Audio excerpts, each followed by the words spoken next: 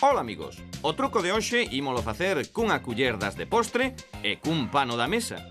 Deixo a culler sobre o pano para que a vexades ben por última vez, porque esta culler é fantasma e vaise esfumar sen deixar rastro.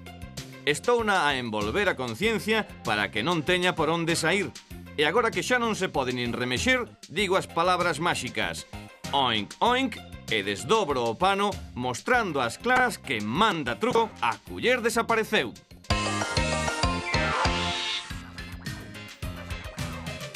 Para facermolo truco precisamos un pano e unha culleriña.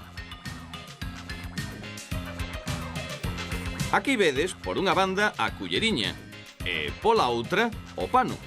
O segredo do truco está no xeito de dobralo.